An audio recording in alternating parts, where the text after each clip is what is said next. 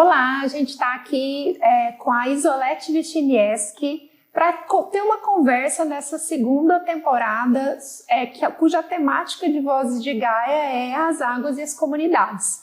A Isolete, ela é graduada em Economia pela PUC Goiás e é coordenadora nacional da Comissão Pastoral da Terra, membro do coletivo de mulheres da CPT e da Campanha Nacional em Defesa do Cerrado. Essa conversa vai ser uma conversa bem interessante. A gente está aqui com a presença da Dona Hélia como representante da comunidade externa da UFG. Eu sou professora Lara, da Faculdade de Informação e Comunicação, e a gente vai agora já lançar uma primeira pergunta para a Isolete, que é sobre a reserva brasileira de água potável. Isolete, a gente sabe que o Brasil tem uma das maiores reservas de água potável do mundo, mas esse recurso é um recurso finito, né? A gente sabe que, enfim, a gente precisa se preocupar com o mau uso dos recursos hídricos no Brasil. Por quê? Então, que conversa boa nossa, né? Que bom estar aqui nesse espaço também, conversando com vocês, com quem vai nos ouvir também. Eu acho que a troca mútua é muito bom, né? Então, eu acho que as águas do Brasil, nós temos muita água no Brasil, né? Eu acho que das reservas do mundo, né, o Brasil é uma das que mais tem água né, potável, né? E nós temos as águas superficiais e as águas que estão embaixo do solo, como o povo diz. É aquilo que a gente não vê, né? Uhum. Então, eu acho que essas águas, elas representam também a identidade do Brasil, né? Uhum. Como um país, né, com sua diversidade de povos, né? E essas águas, elas também fazem parte da vida do ser humano, porque 70% do nosso corpo é água, né? Uhum. E a gente depende muito de água. A gente faz até nas manifestações, mobilizações, faz até greve de fome. Mas sem água a gente não consegue ficar, né? Então, acho que essa importância da água para o ser humano, para a vida como um todo no planeta, né, é importante a gente trazer nesse aspecto. E claro que a água, como muita gente diz, a água é infinita, não é, a água é finita. E a gente tem percebido muito isso, né?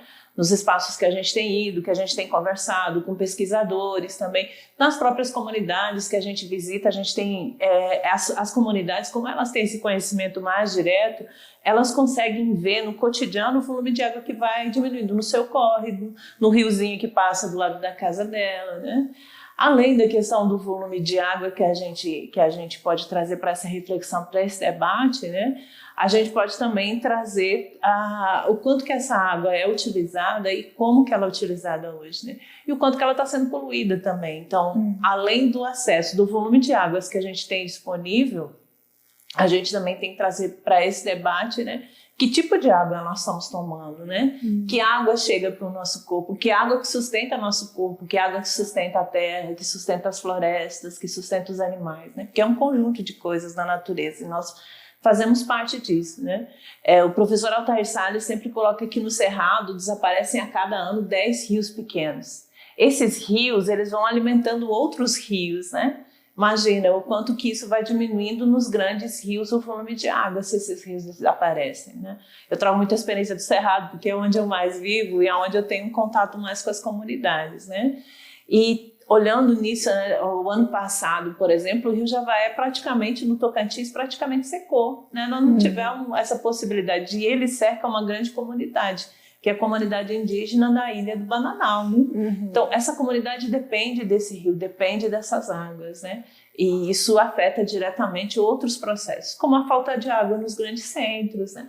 Às vezes a gente não nota o problema da água, né? Quando quem está na cidade, eu moro na cidade, né? Mas a gente nota a questão da falta d'água quando ela falta na torneira, né? Mas a gente não consegue visualizar. Às vezes a gente passa no rio, né? Acho que o ser humano também tem essa relação muito com o rio, né? Então a gente passa no rio, a gente olha, nossa, mas o rio está sujo, né?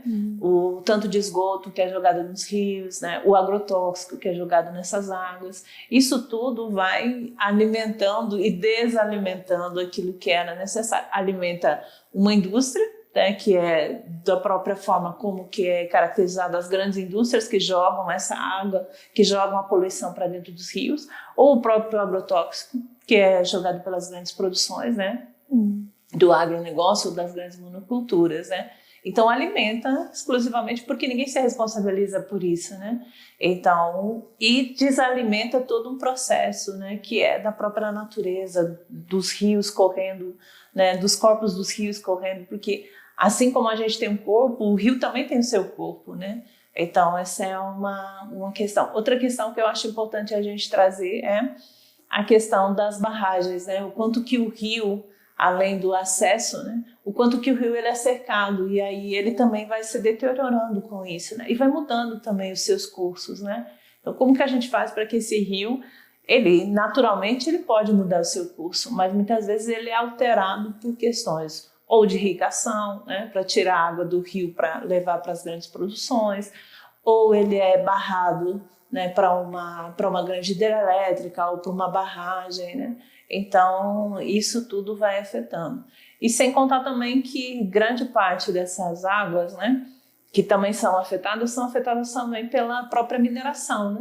Uhum. Então, todo o processo minerário, ele utiliza muita água, mas ele também leva o próprio mercúrio para dentro das águas e afeta toda uma vida que existe no rio e afeta a vida que está fora do rio, que são os ribeirinhos que dependem da pesca também, né? Então, acho que tem muitas questões quando a gente fala da água e desse acesso ou da gente ter disponibilidade à água, né? Uhum. O desmatamento prejudica as matas ciliares, com certeza, né? Sim. Agora, o que está sendo feito para reverter esse quadro? Existem leis que protegem as matas ciliares, né? Então, o Código Ambiental, a última revisão que teve do Código Florestal, por exemplo, ele reduziu, né, o tamanho das matas ciliares próximas aos rios, as áreas de proteção, né? Isso prejudica, porque você tem que ter uma proteção nos rios para que ele possa se reproduzir, para que ele possa se manter, né? Se você tirar a árvore do lado dos rios, né, aí esse rio vai desbarrancar, esse rio vai mudar, né? Você vai ter aquela vida que existia ali naquele barranco não vai existir mais, vai ter, né? Assoreamento, vai ter assoreamento do rio, né? Vai ir muito mais produtos que poderiam ser barrados com aquela proteção que existe do lado do rio. Então tem muitas coisas que vão afetando esse rio, né? Então a principal questão é como que a gente protege, como que a gente mantém essas áreas de proteção próximo aos rios.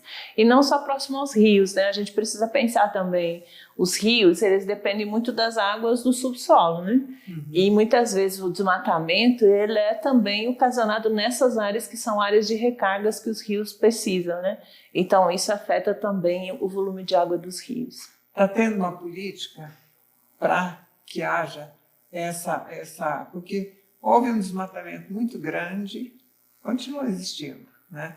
Agora, existe uma política para essa questão das matas ciliares? Para barrar um pouco. Para barrar, existe uma lei que proíbe, né, o desmatamento, né? E que as áreas que foram desmatadas deveriam ser recompostas. Mas na prática isso não existe, porque nós não temos um processo de fiscalização. Inclusive, o IBAMA, né, nos últimos anos, principalmente, ele foi todo desmontado, né? Sim. Então você não tem uma fiscalização que garanta que, né, as áreas sejam recompostas, aquelas que foram retiradas, né? Mas também que essas áreas que existem ainda de proteção, elas não sejam desmatadas, né? Então, acho que a principal questão é isso. Existe política, mas a política não é respeitada. Existe legislação, mas a legislação não é respeitada, né? E também não é garantida, né, por programas também que poderiam ter, né, com mais recursos para ajudar as próprias pessoas a recompor essas áreas, né? Ou projetos, às vezes não precisa nem recursos, né? Você apoiando um projeto que possa garantir que as próprias comunidades elas podem recompor as áreas de preservação ambiental, né? Mas acho que uma questão principal é assim, as comunidades elas estão perdendo o seu território, né? Então muitas dessas comunidades ela tem o rio como uma ligação próxima, né? E ela protege esse rio. Agora, se você retira uma comunidade que protegia um rio e bota o agronegócio, né, as grandes monoculturas, ou plantio de eucalipto, ou as próprias barragens, né? Você não tem quem proteja isso, né? A usina não vai proteger, né? O agronegócio não vai proteger porque não dá dinheiro, não dá lucro para ele, né? Então ele não vai proteger essa área, né? E esse pessoal que é tirado dessa área ribeirinha normalmente vão para a cidade, vão inchar as cidades, exatamente. As periferias, né? Exatamente. E aí você tem todo um processo. É disso que a gente fala, né? Nós estamos falando do modelo de desenvolvimento do Brasil, né? Que retira as comunidades daquilo que ela poderia proteger, né, como guardiã desse patrimônio que a gente fala que é um patrimônio que a gente tem no Brasil, desse bem que é um bem que é de todo mundo, né? E aí você coloca essas comunidades nas periferias, e aí você vai também retirando delas, né, toda aquela cultura que ela tem, que envolve ela com a terra, que envolve ela com a floresta, que envolve ela com a água que está ali do lado dela, né? Então, isso é uma agressão. A gente fala muito de violência, né? Da violência física, mas isso é uma agressão muito grande para a pessoa também, né? Não sei se você chegou a assistir um programa que aquela Sandra, é uma já idosa da Globo. Sandra Passarinho, deve ser. Que ela fez sobre a comunidade indígena lá do Xingu. O quanto eles estão restritos numa faixa pequena. E aquela comunidade ela é responsável pela preservação das sementes da região. Sabe? Existem índios que não falam uma palavra em português, né? No entanto, aquela região era uma região sagrada para eles. Eles estão restritos a uma faixa pequena, de cá é soja, de cá é soja, tudo desmatado, e eles não têm nem os lugares para eles fazerem os rituais deles, porque foi tirado tudo. Aí existe uma preocupação com um banco de sementes que os próprios índios captam da natureza, né, e vendem para poder não acabar aquela floresta natural que existia. Eu achei muito bonita essa reportagem. Eu conheço a rede de sementes do Xingu, que faz esse trabalho. Eu acho que é uma articulação entre povos, comunidades tradicionais, que procuram preservar as sementes da floresta, né? E a reproduzir essas sementes, as sementes naturais, para que esse espaço deles também seja preservado. É muito interessante essa proposta. Ela fez a reportagem justamente sobre esse banco de sementes. Muito interessante, né? Isolete, a gente sabe que o desmatamento que cresce na Amazônia, que tem crescido, especialmente desse governo para cá, porque houve até um certo incentivo, né? Acaba assim, interferindo nas mudanças climáticas. E você comentou assim, rapidamente, anteriormente, falando sobre essa relação com os rios, né? Assim, existe esse estudo do Antônio Nobre sobre os rios voadores, né? Assim, a partir a exemplo da Amazônia.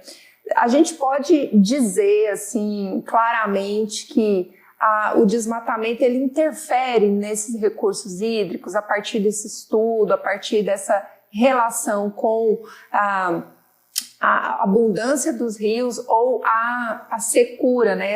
Isso que você disse, assim, que é um dado assustador, né? Se a cada um ano 10 rios vão diminuindo, é muita coisa se a gente for considerar aqui no Cerrado, né? Então, há essa relação de recursos hídricos e a abundância desses recursos ou a secura desses recursos em relação ao desmatamento na Amazônia? Com certeza, eu acho que muito estudos já se fizeram sobre isso, né? E eu acho que a gente tem que ter clareza que assim, nós temos vários biomas no Brasil, né? Nós temos a Mata Atlântica, o Cerrado, a Caatinga, os Pampas, existe a região que são os manguezais também, que são biomas considerados, né? O Pantanal. Cada um tem sua diversidade, sua diferença biológica. Tem coisas que só nascem no Cerrado, tem coisas que só nascem na Amazônia, né? Tem coisas que no Cerrado, uma planta no Cerrado, por exemplo, ela é é pequena, a Amazônia ela cresce maior, né? Dá outro tipo de fruto, né? Se a gente pega o piqui aqui no Cerrado, né? Aqui em Goiás a gente encontra um tipo de piqui. Se for para o Tocantins é outro tipo de piqui. Se for para Bahia é outro tipo de piqui. Essa diversidade assim, só dentro de um bioma, imagina, né? Nessa diversidade de biomas. Mas eles têm interdependências entre eles, né? Eu digo, o corpo da gente tem vários membros, mas a gente depende muito dos outros, né? A gente pode até ficar sem um membro, mas a gente sente falta dele, né? Porque ele exercia uma função específica, né? E eu acho que a Amazônia tem esse papel fundamental, né? O bioma amazônico como um todo, né? Da gente preservar esse bioma, preservar os seus povos que têm essa diversidade, né? Mas eu acho que esse estudo que o Carlos Nobre faz, né? Da Amazônia como a propulsora da água, né, que nasce das plantas, que é fundamental, então a floresta ela precisa permanecer em pé, e esse rio que corre, né, várias regiões do Brasil. Então existe essa interdependência, essa dependência, vamos dizer assim, das outras regiões da Amazônia, né? E não só isso, né, a gente precisa cuidar desse corpo que é o Brasil com suas florestas, né? Acho que a riqueza maior que a gente tem não é o ouro, não é o mineral, mas essa diversidade que a gente tem, né, do nosso país, né? Então, acho que a Amazônia é fundamental, né, para o Brasil, para outras regiões aqui da América do Sul, América Latina também, dentro desse processo da Panamazônia, né, porque ali também é um conjunto diferenciado. Então, essas florestas são essenciais para isso, né? Agora, se ela chega aqui no Cerrado, a chuva, e não encontra as áreas de recarga, que são as chapadas preservadas, essa água também não vai acumular no Cerrado, né? Então, para ver a dependência que a gente tem, a interdependência que a gente tem com isso, né? As áreas de recarga hoje são as áreas ocupadas, no Cerrado, são as áreas ocupadas pelo agronegócio. Já foram praticamente todas desmatadas, né? Nas chapadas, se você for olhar em cima delas, a não ser as que são preservadas, né? Mas acima delas também tem plantação. Pega aqui a Chapada dos Veadeiros, né? O quanto já foi desmatado e quanto isso prejudica, né, as áreas de recarga. Então nós temos em cima as áreas de recarga que são as chapadas e áreas de descarga da água que são embaixo, né? E se você não tem uma área que recarga em cima e se a água cai direto nos rios, acontece o assoreamento, vai lixo para dentro dos rios, né? E aí também a gente vai diminuindo o volume de águas, né? Tanto dos lençóis freáticos, aquilo que chega também dentro, nos aquíferos, como a gente percebe já que as águas estão diminuindo. Então, a Amazônia ela é fundamental e os seus povos também garantir que os indígenas, que não tem só na Amazônia, tem no Cerrado também, mas que são uma população que garante, né, essa biodiversidade, né, que as comunidades quilombolas tenham seus territórios preservados, né? Isso ajuda com que a floresta também fique em pé, né? Então, essa questão importante que o que a Amazônia representa hoje, né? Infelizmente, a gente vê que a Amazônia está sendo usada como uma mercadoria, como uma marca para arrecadar dinheiro hoje, né? Infelizmente, isso é colocado no Brasil até nas próprias políticas internacionais, né? Nos acordos internacionais que está se colocando. Será que o interesse mesmo é preservar a Amazônia? Ou é extrair o capital que a Amazônia tem, né? Transformar essa floresta em dinheiro, né? Então a gente precisa se questionar muito nisso, né? A importância que a Amazônia tem para a nossa vida, a importância que a Amazônia tem para os seus povos. E aí uma coisa que o pessoal tem discutido muito, a gente precisa se colocar como a Amazônia também. Por mais que eu esteja no Cerrado, que eu esteja na Mata Atlântica, é importante eu me considerar também, né? Como que eu posso garantir que essa floresta também seja preservada, né? Exigindo que tenha políticas, exigindo que as comunidades tenham seus territórios garantidos, exigindo que a água seja preservada, né? Considerando essa imagem do corpo que você trouxe, acho que fica bem fácil de entender, né? Assim, se a gente considerar essa imagem, que somos um corpo, assim como os rios correm pelas nossas veias, os rios correm pelo planeta, e a gente depende, um bioma depende do outro, né? Eu acho que essa é uma boa imagem para a gente levar para quem está ouvindo a gente e vendo. Eu gosto muito de usar essa analogia, porque eu acho que consegue concretizar para a gente olhar porque às vezes a gente não consegue olhar o Brasil como um todo, né? Sim. Então, cada um está na sua região, o pessoal diz, o povo do Sul é muito barrista, aí o povo do Nordeste é muito barrista, né? Mas a gente é isso, a gente tem vamos dizer assim, a nossa identidade de povo específico ou de região específica, mas a gente depende um do outro, né? Então, isso é importante a gente trazer. Os rios brasileiros são importantes fontes geradoras de energia elétrica que abastecem as populações urbanas de um bem essencial. Há contradição entre o fomento à construção de usinas hidrelétricas e a boa utilização de recursos hídricos. Que modelo pode ser fomentado que possa também promover justiça social? Muito interessante, né? Porque hoje tem um grande debate na sociedade que é a questão das energias renováveis, né? E se considera a produção de energia elétrica através das barragens como uma energia limpa. E aí a gente pergunta, limpa até quando? Se você corta um rio para fazer uma barragem, né? Inunda uma área imensa também. Né? Isso, você inunda uma área imensa, que ali tinha uma planta que poderia ser só daquele ambiente, que ela não vai nascer mais, né? Animais que existia só naquele espaçozinho que talvez não exista mais, né? Culturas, né? Culturas, a população que é ao redor do rio, que tinha essa identidade diretamente com aquele tipo de rio, com o jeito que o rio era, né? Porque até achados arqueológicos ficam submersos. Exatamente. Não. A política, ela diz que você tem que retirar tudo para você inundar, mas você consegue retirar tudo? Não consegue de jeito nenhum, né? Então você não recupera, né, essa área que é colocada.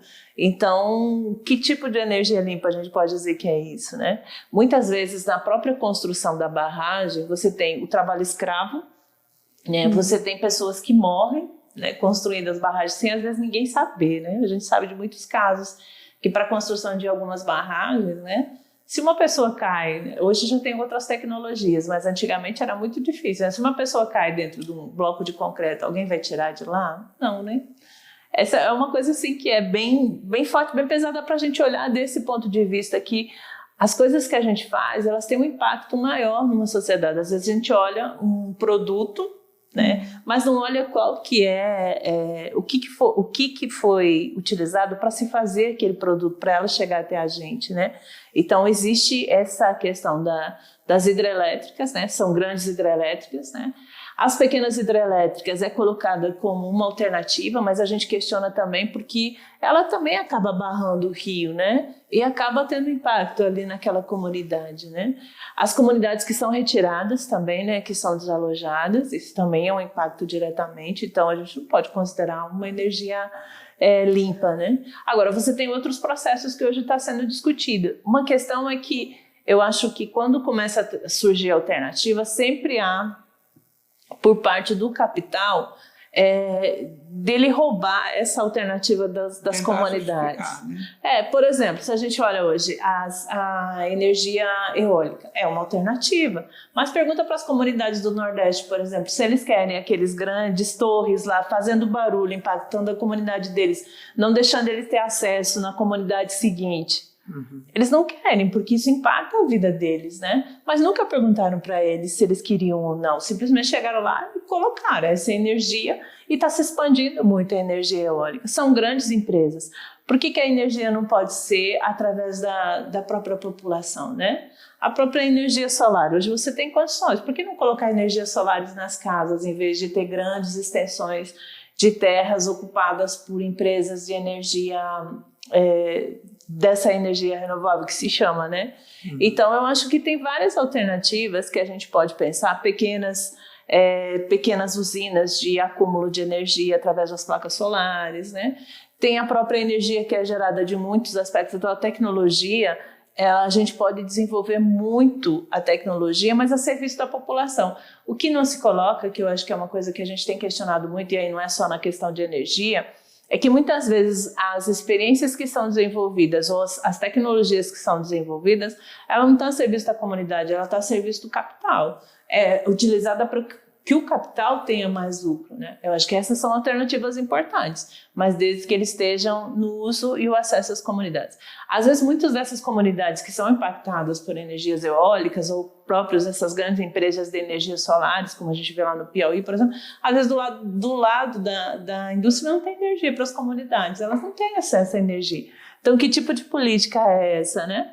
Quem deveria ser beneficiado primeiro? Quem está do lado, que está mais precisando. Mas não, essa energia é jogada para as indústrias, para movimentar outros que gera cada vez mais capital que vai explorando as comunidades. Então, acho que essa contradição da sociedade, a gente precisa ter um equilíbrio entre isso, né?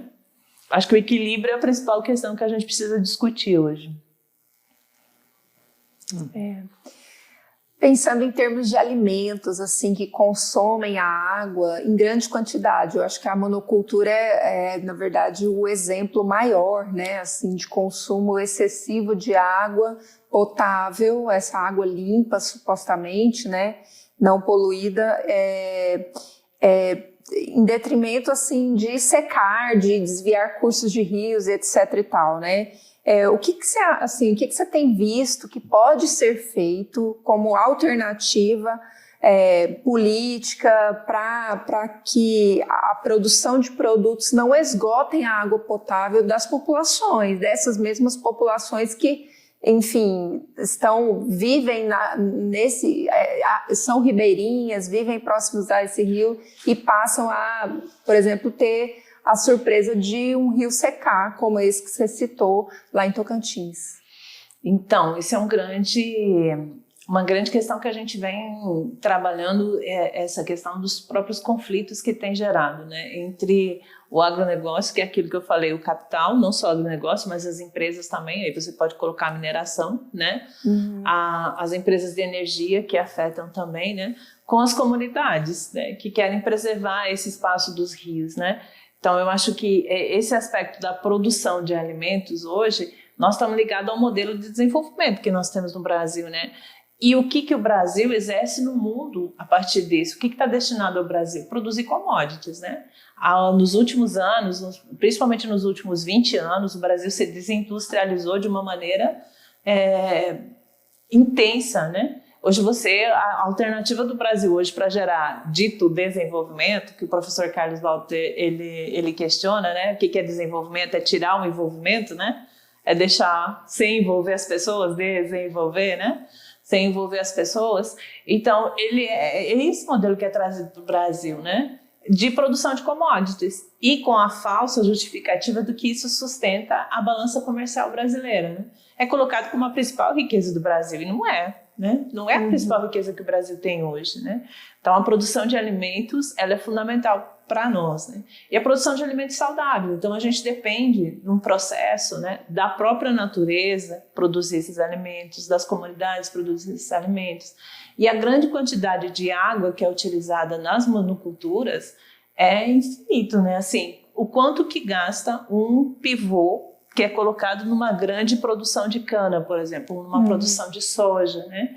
Grande parte dessa água, às vezes, ela nem chega à planta, ela evapora até chegar na planta, né? Então, o uso dessa água, né, para produzir, por exemplo, 1 litro de etanol, teve um estudo que falava que precisava de 2.000 litros de água para produzir 1 litro de etanol, né?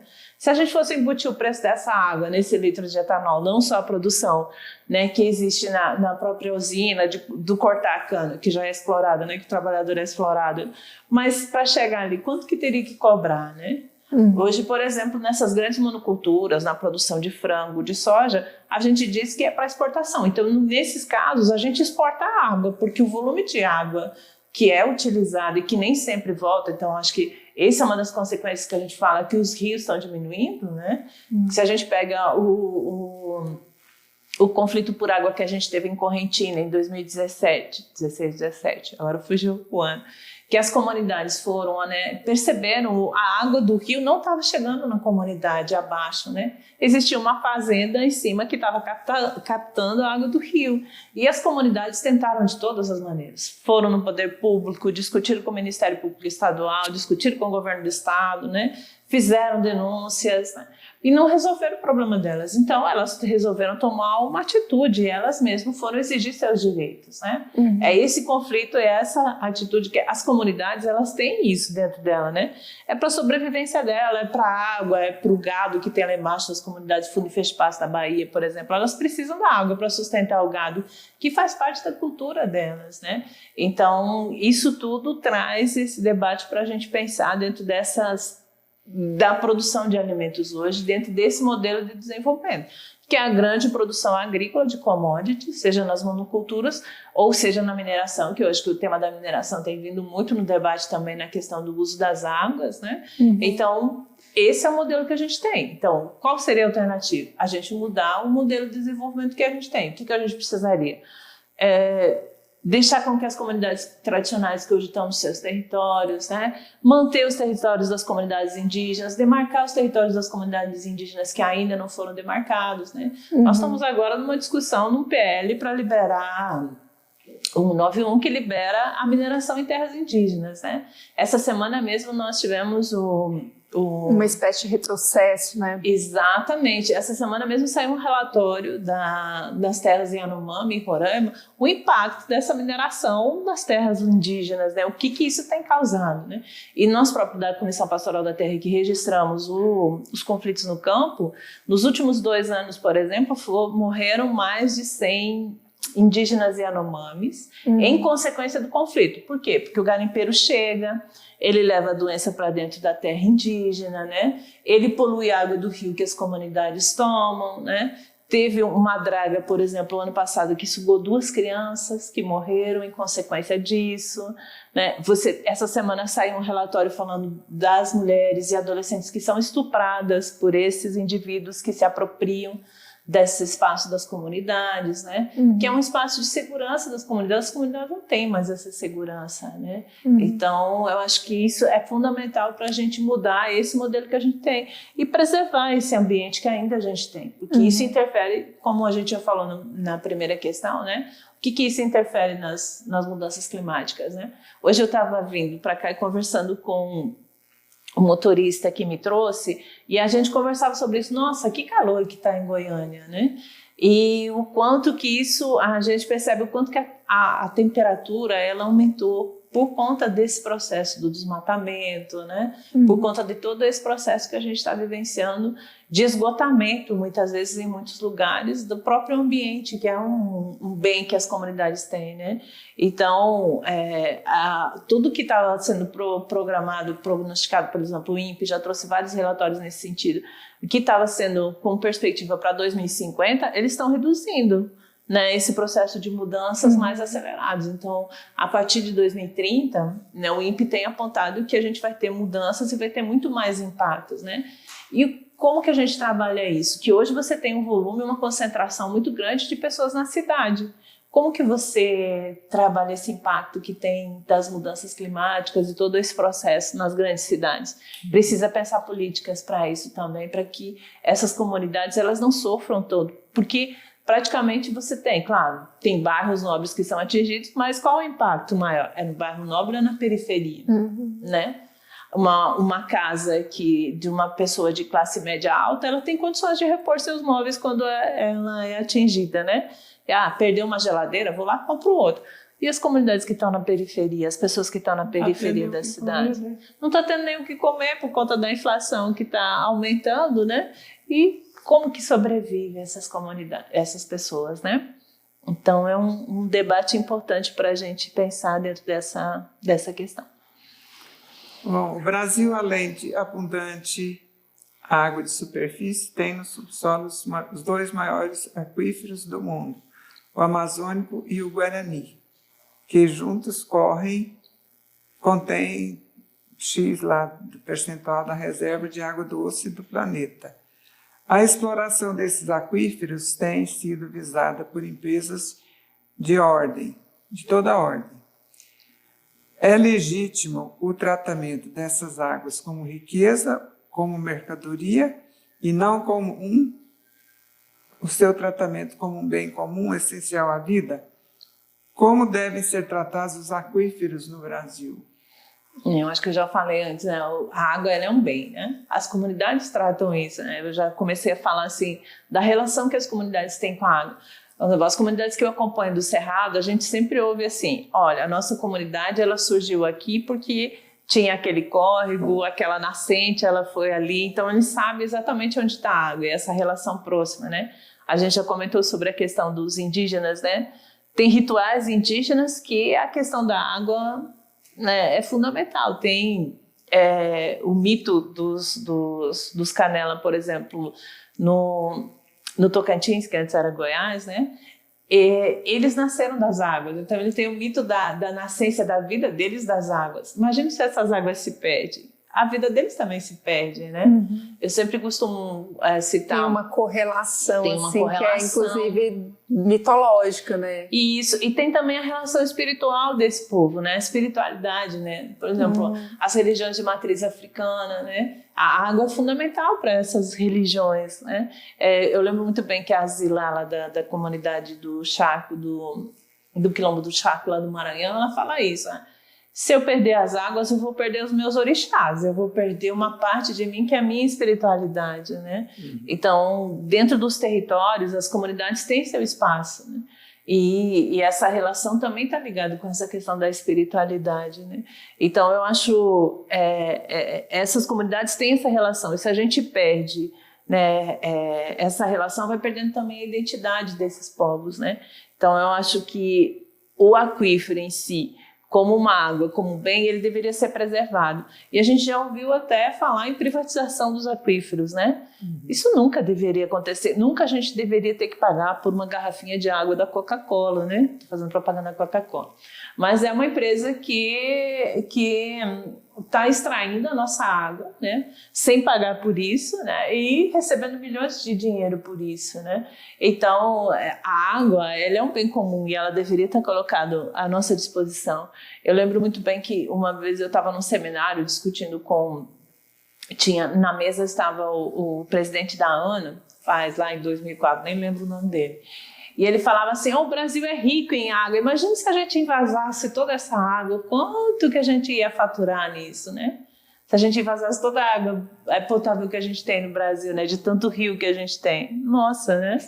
Então, olhar essa água como esse bem comum, que é de todos, né? Todo mundo pode usar água, deveria poder usar água, né?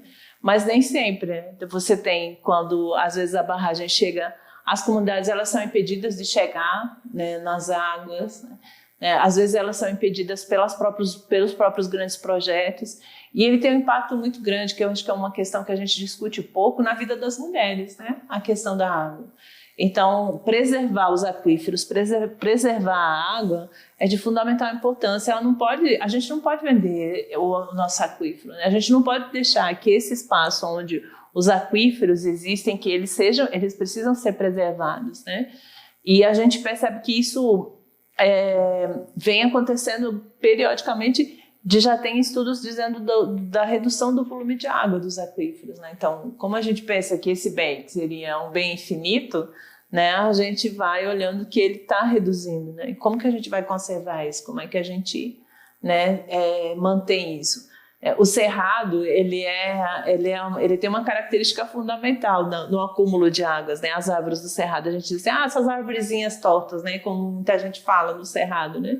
Mas no cerrado, as raízes das árvores, elas são bem profundas, né? E elas têm essa fundamental importância de acumular água, né? Então, eu acho que a Amazônia tem sua importância na questão das florestas, e o cerrado também tem sua importância da gente manter ele em pé para a preservação das águas, né? Porque a maioria das bacias hidrográficas do Brasil, 8 das principais bacias hidrográficas, elas nascem no cerrado, e elas extrapolam. O aquífero, ele extrapola o Brasil, né? Ele vai para a América do Sul. Então, a nossa relação com os nossos irmãos da Bolívia, do Paraguai, da Argentina, do Uruguai, também está relacionada com os rios, né? Que nascem daqui e estão dentro dessa área do aquífero Guarani. Nós temos uma articulação, agora pensando enquanto igreja, a igreja da América Latina, ela tem procurado se organizar por redes, né? E uma rede que está surgindo agora é a rede eclesial do aquífero Guarani e dos Chacos, né? Que é reunir esses povos, ou pelo menos a comunidade católica que faz uma ação social com esses povos, ou na defesa do meio ambiente, na defesa das águas, nessa região de inter-relação entre os povos que são dentro desse território do aquífero Guarani e dos Chacos, né? Então é interessante essa relação que a gente percebe também que o próprio aquífero, além de suas águas, ele traz a ligação entre os povos que fazem parte desse território onde tem o aquífero. Então, a luta né, para manter os aquíferos, para manter as águas, ela extrapola fronteiras, né? Então, acho isso uma lição muito importante para a gente, né? Que faz com que a gente também se articule com outros povos, que a gente defenda esse espaço, né? Então, além da gente garantir que ele é um bem comum, que a gente precisa defender ele traz essa importância da gente, da unidade entre esses povos que são irmãos. Muito interessante quando você traz esse exemplo, né, que vocês têm feito assim, no contexto da igreja, né? Eu queria que você falasse um pouquinho de exemplos de modelos de produção diferentes desse modelo do agronegócio, que é um modelo assim, que está pensando o lucro em primeiro, talvez em única instância, né? Em única instância. E modelos que lidam com os recursos hídricos de outra maneira, que pensem a produção de bens, o sustento desses sujeitos envolvidos, mas de uma outra maneira. Você tem exemplos desses modelos? Tem. Eu posso trazer o exemplo das comunidades ribeirinhas do sul, do Amazonas, de Labres, que é uma experiência interessante que eles têm, a preservação dos lagos, como fundamental na sua luta de existência das comunidades ribeirinhas. Então, a luta para garantir que o lago garante o seu pirarucu. Eu já vi várias fotos, né, de uma experiência que a CPT acompanha lá, que você tem os pirarucus desse tamanho, né? Mas é por conta do quê? Por conta da preservação que os lagos. Então, tem o sustento para a família que está ali, que vai lá no lago, faz a sua pesca para comer o seu peixe, né? Como eu vivi uma experiência dessa no Amazonas, né? Cheguei na casa de um ribeirinho e na hora do almoço, a comida era o quê? Ele foi lá, pegou um peixe e assou na grelha para a gente comer, fez uma saladinha de coisas que ele tinha na sua horta ali, né? O arroz que ele comprou no mercado, que ele não tinha da produção ali, a farinha que foi produzida ou por ele ou por alguém da comunidade. Não foi ele que produziu, mas foi alguém da comunidade dele que produziu o que ele comprou da comunidade, né? Então, essas inter-relações entre vizinhos, da troca, né? Da experiência de você comprar do seu vizinho, da experiência de você ir lá pescar, ter o seu pescado, mas também você pode produzir para vender para as outras pessoas que precisam, para a cidade também, né? Então, essa é uma experiência muito interessante, que eu gosto muito de trazer, essa experiência dos ribeirinhos, né? Das comunidades aqui do Cerrado, de Goiás, que tem na produção agroecológica, que tem nos quintais produtivos, nas agroflorestas que são implementadas nas comunidades indígenas, por exemplo, que a gente acompanha, né? Que é um fator importante para a produção das comunidades. Nas experiências de organização comunitária, né, nas casas de farinha, nós estamos aqui em Goiás, em Silvânia, um grupo que a gente acompanha, que são as mulheres que produzem a farinha. Então tem a mandioca que elas fazem, elas têm a casa de farinha, elas conseguiram um projeto para sustentar esse projeto que elas têm. Então tem muitas experiências assim que fortalecem e trazem essa questão do seu sustento específico, de você viver da terra, de você viver da água, e que pode trazer para a economia, não uma economia, vamos dizer, mundial, né? Mas para a economia local, que fortalece esses processos de economias locais, que eu acho muito importante, né? Ou como a gente já trabalhou muito, e hoje eu acho que havia uma boa mobilização em torno da discussão da economia solidária, ele tem crescido, mas ainda falta a gente ampliar muito mais, né?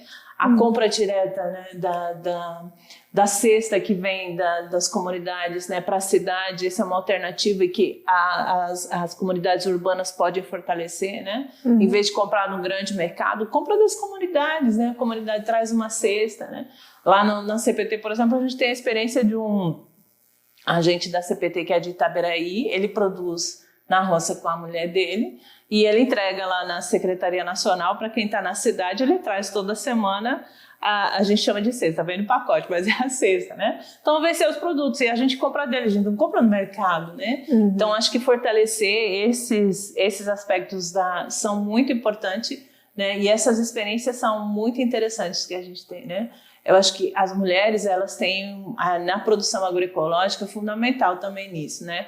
A produção do óleo de buriti, do óleo de babaçu, né? As comunidades, as quebradeiras de coco babaçu, né? Com o movimento interestadual das quebradeiras de coco-babaçu, eu acho importantíssimo o papel que elas desempenham, né?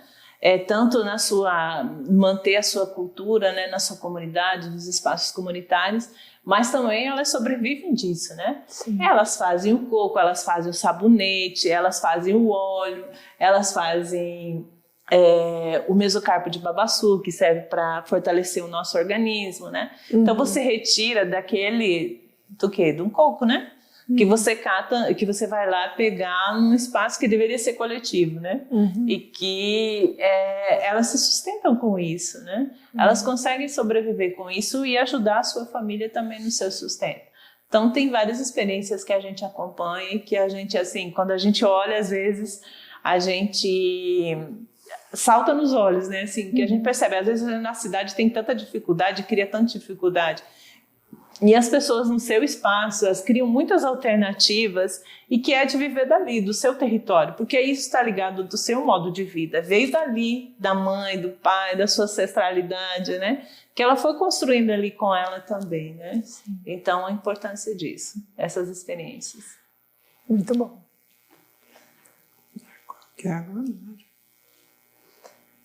Sobre as populações ribeirinhas, né? A penúltima. Como as populações ribeirinhas sentem os impactos dos grandes projetos de desenvolvimento, entre aspas, seja de energia, irrigação, empresariais, etc., sobre suas vidas. Que lutas de resistência estão em curso no país e como podem ser assegurados os seus direitos? Então, acho que eu já falei muito dessa questão da defesa do território, né? O território delas é fundamental, né? Então, esses impactos dos grandes projetos, retirar ela dos seus territórios, é tirar sua vida, né? Então, esse é o principal impacto, né? Aí nós temos o impacto agrotóxico, como você mesmo tinha citado, né? Que as comunidades indígenas estão ali cercadas pela plantação da soja, né? O agrotóxico impacta diretamente essas comunidades nas grandes monoculturas e é utilizado muito nas monoculturas, né? Se a gente pega o volume de agrotóxico que é consumido no Brasil, se a gente fosse dividir para cada população, daria mais de 7 litros de agrotóxico para cada um de nós, né? Quer dizer, é tudo isso que a gente consome. Isso que é regulamentado e tem dados. Imagina aqueles que são também comprados no mercado, né, paralelo, que vem também. Então, você consome muito agrotóxico, né? Então, isso impacta diretamente a vida das comunidades. E, às vezes, impacta a sua produção também, né? Porque a soja está ali do lado, o agrotóxico chega. Essa semana mesmo eu recebi uma foto pelo WhatsApp do grupo que a gente tem, da campanha nacional em defesa do Cerrado, e o Leandro, que é da comunidade Cocalinho lá no Maranhão, ele mostrava a aplicação do agrotóxico, né, ou do veneno que a gente chama mesmo, via aérea, né, mas pertinho ali de onde ele estava, né, e a comunidade tem uma produção de alimentos que eu fico assim, o quanto eles retiram da comunidade a sua produção. Eles plantam arroz, né? Eles têm as frutas que eles dependem da comunidade. E isso está impactando, porque vai secando as plantas que estão próximas, né? E o vento traz o agrotóxico. Sem contar o impacto na saúde, né? Na saúde humana isso. Então, isso também tem consequência direta, esse impacto direto nessas comunidades ribeirinhas, né? Então, essa proposta da gente tentar produzir o alimento próprio, né, de fazer as coisas, são muito típico dessas comunidades, né? Esse exemplo que eu trouxe, né, da luta da preservação dos lagos, né? Nós temos a campanha também, algumas campanhas que se fazem no projeto de articulação entre as comunidades. A campanha nacional em defesa do Cerrado, por exemplo, ela tem trazido todo esse debate da identidade dos povos do Cerrado, né? Com as águas que fazem parte desse ambiente que é o Cerrado, mas esse processo de articulação e fortalecimento entre essas comunidades, né? Então, preservar o Cerrado, preservar as águas, preservar a biodiversidade, né? As plantas, a biodiversidade do Cerrado é uma variedade enorme e ela serve também para nos curar, né? Eu lembro muito bem a Tatinha numa live que a gente fez, num debate que a gente fez, uma roda de conversa, ela falava assim, ó, falando da pandemia, né? Nós fizemos uma live para falar sobre isso, ela disse assim, não precisa a gente tomar um remédio químico. Se a gente mantém a árvore em pé, o cheiro da planta, ele ajuda a gente a se curar, né? Já é uma barreira de proteção contra um vírus, né? Contra uma doença que chega, né? Então, essa relação, cortar a árvore, cortar as plantas que são medicamentos, né? Hoje, por exemplo, em Goiás, tem a Pastoral da Saúde, que trabalha em Goiás, a cidade de Goiás, a região, né, Itaberaí, aquela região ali, eles trabalham muito as farmácias populares, tintura, sabonete, né, xarope, feito com plantas que são do cerrado, né? Então, se esse ambiente, que utilizam muito também da questão da água e outros produtos para fazer, então, se você quebra esse ambiente que existe, né, a água, mas a floresta que mantém esse ambiente em pé e que mantém essa diversidade, você está acabando com os medicamentos, né? É a mesma coisa, eu falo sempre um exemplo muito contraditório desse modelo que a gente vive, né? Da exploração que a gente vive, né? A mesma empresa que produz o agrotóxico, a Bayer, ela também produz um medicamento para combater os males que traz os agrotóxicos, né? É muito contraditório. A gente vive num sistema de... Sim, ela ganha dinheiro nas duas fontes, né? Então, é uma maneira de explorar essas comunidades. Então, eu acho que essas questões, esses debates que a gente tem trazido, né? A campanha ela tem proporcionado muito isso. O fortalecimento dos povos, o fortalecimento das comunidades. Está em processo de finalização agora o que a gente está chamando de Tribunal Permanente dos Povos, que vai encerrar seu processo agora em julho, em que está sendo feito todo um levantamento do impacto que todo esse processo, né, das monoculturas, das mineradoras, das grandes empresas, né, tem trazido para o Cerrado brasileiro. Os povos estão criando esse espaço que é o Tribunal Permanente, né? O Tribunal Permanente ele tem sua sede na Itália. Ele foi criado a partir da Segunda Guerra Mundial para julgar os crimes que tiveram de guerras. Então, esse tribunal, que é um tribunal popular, também vai trazer isso, né? Quais são os crimes que estão sendo cometidos agora contra as comunidades do Cerrado, né? Dentro desses impactos. E também, não só trazendo quais são os crimes, mas visibilizando o que essas comunidades são, que são os guardiões desse patrimônio do Cerrado, né, do nosso patrimônio, do ambiente, mas também trazendo propostas para que essas comunidades elas possam continuar tendo, né, essa identidade com esse ambiente, com as pessoas que vivem, com esse espaço comunitário, né, que elas vivem. Então, o tribunal ele tem esses dois focos, tanto de dizer quais são os crimes, e uma das coisas que as relatorias vêm mesmo trazendo dentro desse debate é que a gente está vivendo um ecocídio no Cerrado. Nós estamos matando os povos, estamos matando a sua identidade, estamos matando esse ambiente, né, que a gente tanto necessário para a nossa sobrevivência, para a nossa vida.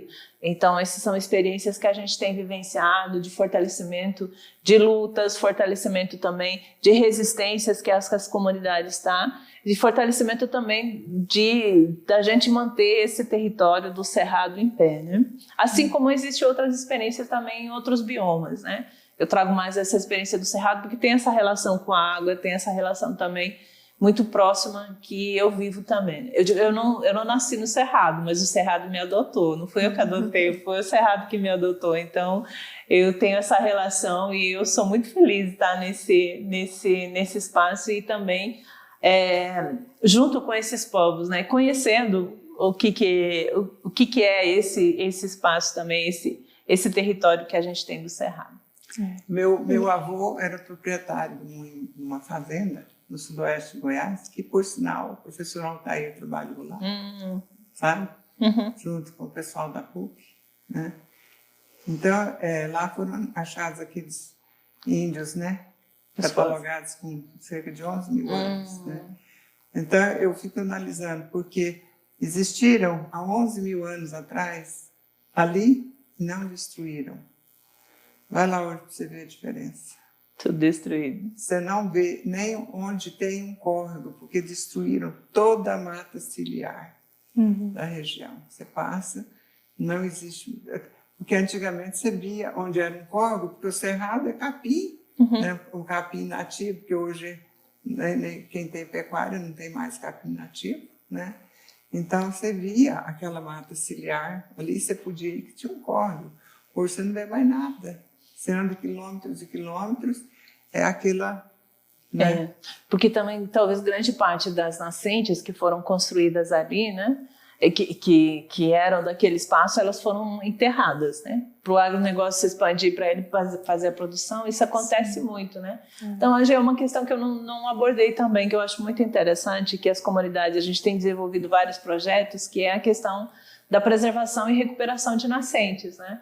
Então, é um processo comunitário, né, que as comunidades também aprenderam que precisa preservar o espaço das águas, de onde nascem as águas, né, para elas ter águas e para os animais também ter águas, né. Então, antigamente, por exemplo, o pessoal deixava a nascente sem cercar, achava que não tinha problema, né. Então, com o passar do tempo, foi percebendo que tem impacto também do gado que chega, se a gente não cercar o espaço, se a gente não preservar, recuperar essas matas que existem do lado das nascentes, né. Então, esse é um trabalho muito interessante que tem sido, né, que tem avançado também nesse espaço do território do Cerrado. Ano passado mesmo a gente fez uma campanha, a campanha Salva uma Nascente, né, que era, a gente fez uma campanha, uma coleta virtual para que a gente pudesse recuperar 7 nascentes no Cerrado. Não, 5, desculpa, 5 nascentes no Cerrado.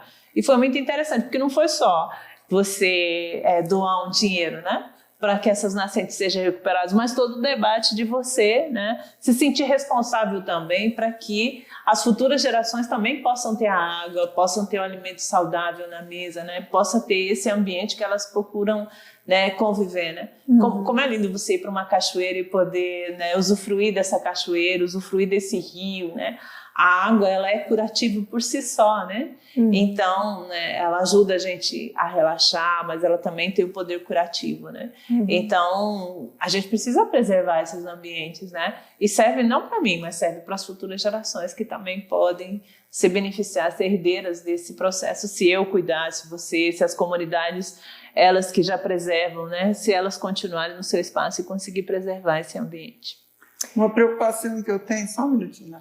Uma preocupação que eu tenho é com a questão, por exemplo, eles estão fazendo 3 safras na mesma área de terra, né? Uma época eu conversei com um agrônomo e ele falou, não, a terra a gente recompõe tudo com adubo químico. Adubo químico. Falei, mas vai chegar um tempo que essa terra não vai responder. Não tem como, né? Então é assim, eu já estou no lucro faz tempo, né? Agora, e os que estão vindo depois de mim?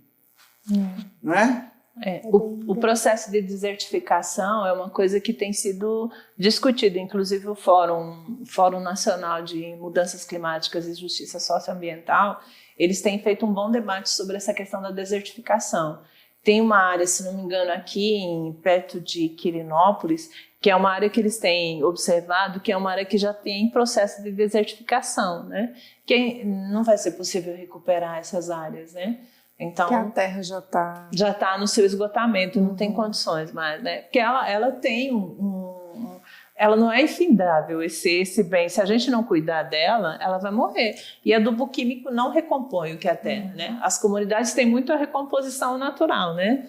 A gente tem que dar um tempo ao tempo, né? Exatamente. Assim, permitir a terra descansar. Exatamente. Acho que essa é uma grande lição, né? Que eles nos trazem, que é um saber ancestral, né? Que vai passando de geração para geração.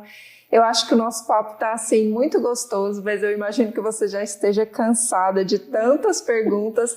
Eu queria assim, fechar te perguntando sobre a campanha nacional em defesa do Cerrado, que é uma campanha que vocês estão realizando, e sobre o Atlas da Água. Eu queria que você contasse um pouquinho sobre a história, sobre esse Atlas e sobre essa proposta para a gente entender esse trabalho que você tem, enfim, de alguma maneira se envolvido. A campanha nacional em defesa do Cerrado, eu já trouxe, né? Ela tem esse objetivo principal, né? De trazer essa visibilidade. Eu acho que ela foi lançada em 2016 e eu penso que tem muita pauta. Hoje, por exemplo, você escuta o pessoal falar em Amazônia e Cerrado. Antes a gente ouvia falar em Amazônia, pouco Cerrado, falava-se pouco, né? Eu acho que a campanha ela trouxe esse debate, né?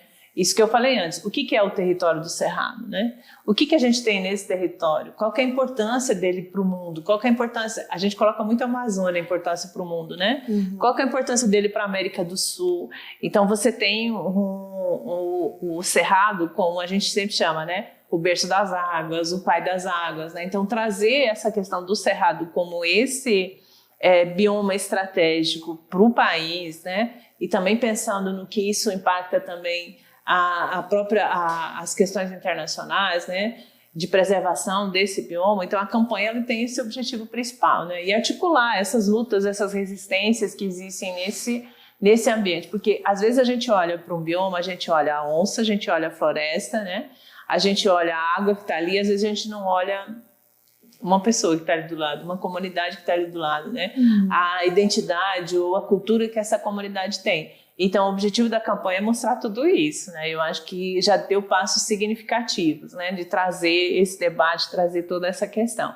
A campanha tem um mote: sem cerrado, sem água, sem vida. Muita gente diz assim, nossa, mas é tão estranho você ouvir sem cerrado. Mas é uma realidade, e a gente traz isso para que a gente diga assim, nossa, mas a gente precisa fazer alguma coisa para que esse cerrado continue, né? Para que a gente possa continuar tendo vida. Se a gente não tem cerrado, a gente não tem vida. Então, vamos fazer alguma coisa para que a gente possa ter vida, né?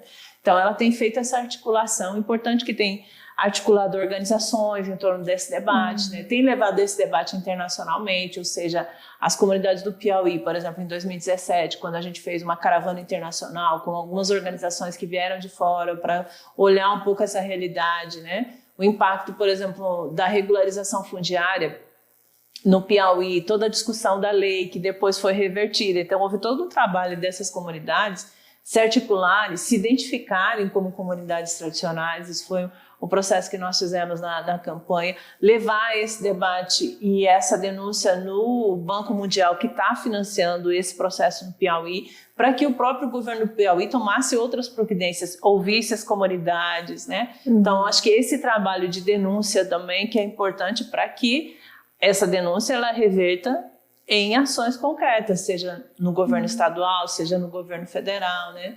Uma das coisas que era o sonho da campanha em defesa do Cerrado, que até hoje a gente não conseguiu, por conta da própria articulação que existe no Congresso e do que significa esse ambiente que a gente tem a defesa da Amazônia, mas parece que no Cerrado o capital pode se expandir, né? Que é a PEC que determina que o Cerrado e a Caatinga sejam patrimônios nacionais, né?